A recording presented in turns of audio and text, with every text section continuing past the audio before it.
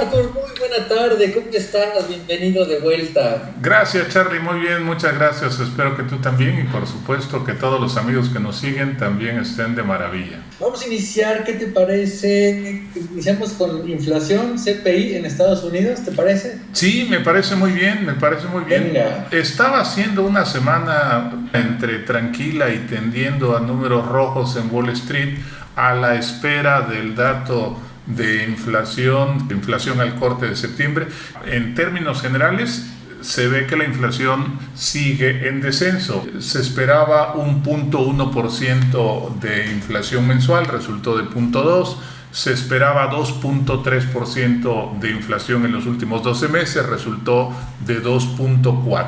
Ya son 3 meses consecutivos en que la inflación no logra atravesar ese 0.2% en el mes, está ahí como que plana en los 3 recientes meses, y a mí me inquieta un tanto porque creo que en octubre las presiones dadas por los precios de los energéticos van a ser un tanto mayores por la escalada de la guerra en el Medio Oriente. Ya sabemos que los energéticos y en específico el petróleo son un componente muy importante, no solo por sí mismo, sino porque generan toda una cadena de efectos en los precios de los demás bienes. Ya lo sabemos, ¿verdad? En México y en el mundo suben los precios de la gasolina, suben los precios de todos los demás insumos, productos, etc.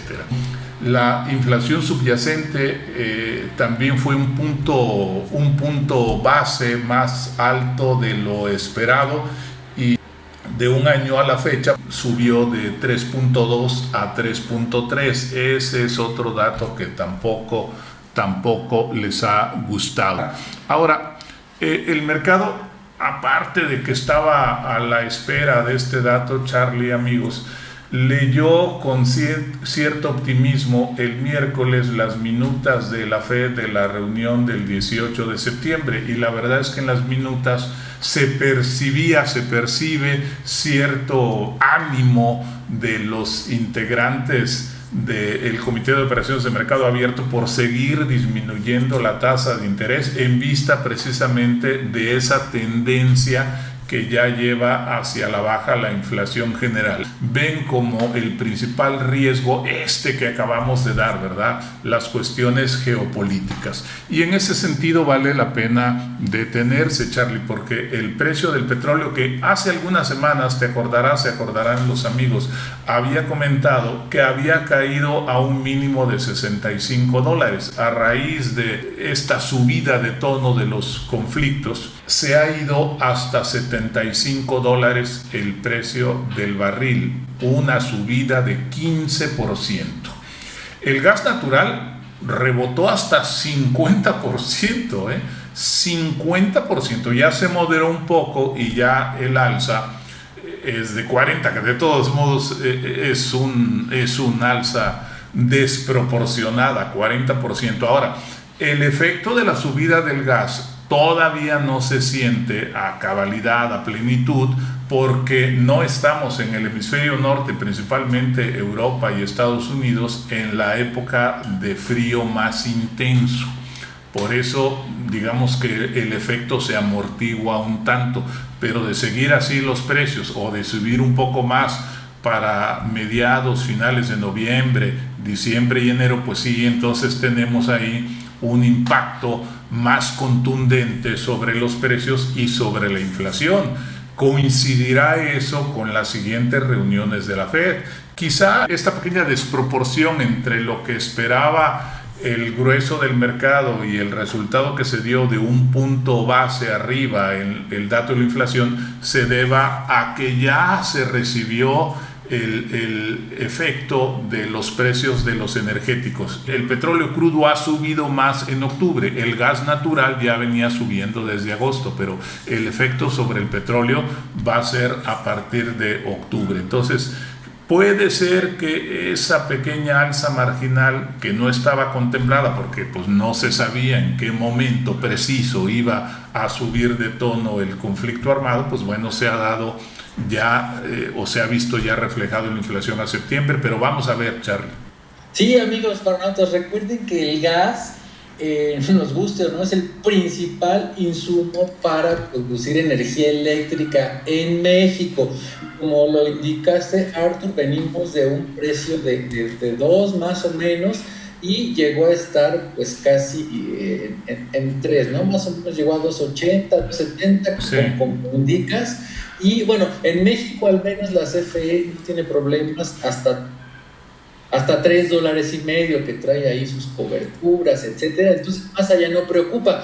Pero como bien indicas, esto se espera en el invierno, ¿no? Cuando sí, ya el frío está a todo lo que da, porque nuestro principal proveedor de gas natural son las cuencas de Texas. Texas, toda esa zona, ¿no? Es lo que nos mandan el gas natural. Entonces, como dices, no fue algo alarmante, pero lo que sí extraña es que no sea todavía temporada de esos fríos fuertes que sí, azotan pues desde allá, ¿no? Desde Texas hasta por donde andas tú, Arthur, todavía les pega un poquito el sí, frío. sí. Acá ya no llega tanto a la ciudad, en la capital, hacia abajo ya no llega tanto el frío, pero el precio del gas, como dices, resalta porque no es época. El petróleo, bueno, ya explicaste que el devenir del petróleo, la inflación, como dices, está arriba un poquito arriba, ¿no? De lo pronosticado.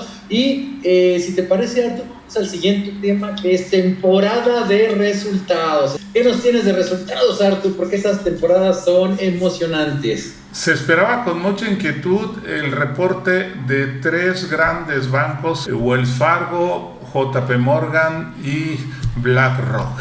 Los tres presentaron resultados superiores a lo que pronosticaban los analistas fundamentales, y eso ha motivado hoy que las bolsas hayan abierto al alza y se mantengan en verde. Aquí hay que decir que no es solamente que estas empresas estén bien, sino lo que implica el sistema bancario, el sistema financiero para la economía. Si los bancos están saludables, si los bancos generan beneficios, se entiende que es porque están inyectando recursos, inyectando liquidez a la economía. Cuando los bancos están mal, quiere decir que no cumplen su función. El sistema financiero, que es el equilibrador de los recursos de la economía y el que surte de liquidez a aquellas entidades y personas que lo requieren, pues tiene que funcionar bien, tiene que operar con números negros. Cuando el sistema financiero va mal, como ejemplo drástico lo que ocurrió en 2008 o 2009, ¿verdad? Que el sistema financiero iba mal y que por eso se desmoronó la economía mundial, no solo la de Estados Unidos, la economía mundial. Por eso la importancia de los bancos y de estos tres en específicos. Las acciones subían hoy: Wells Fargo 6%, JP Morgan 5%, BlackRock 3%.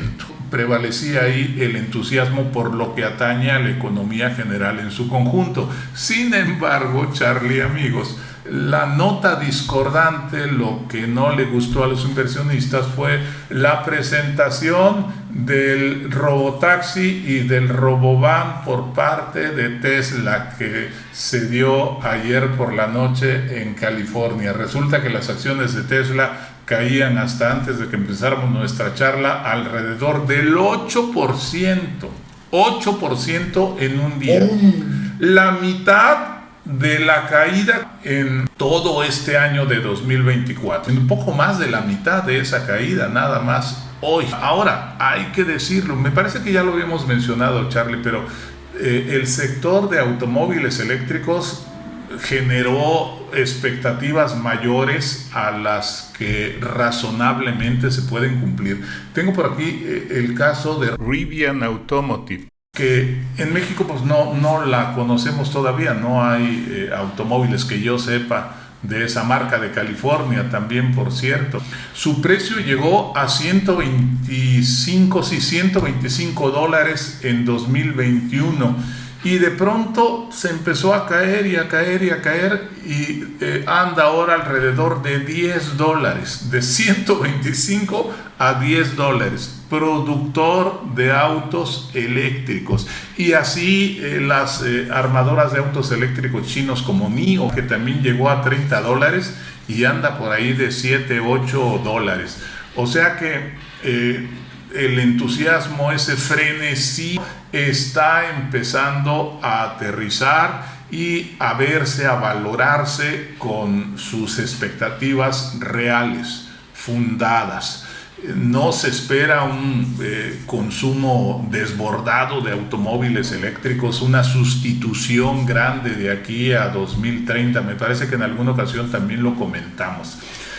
No se espera porque no hay materias primas suficientes para abastecer a toda la industria. Aparte, los precios son muy caros y además los países, sobre todo los desarrollados, tienen que invertir cientos de miles de millones de dólares para poder crear una red amplia y suficiente para proveer recargas.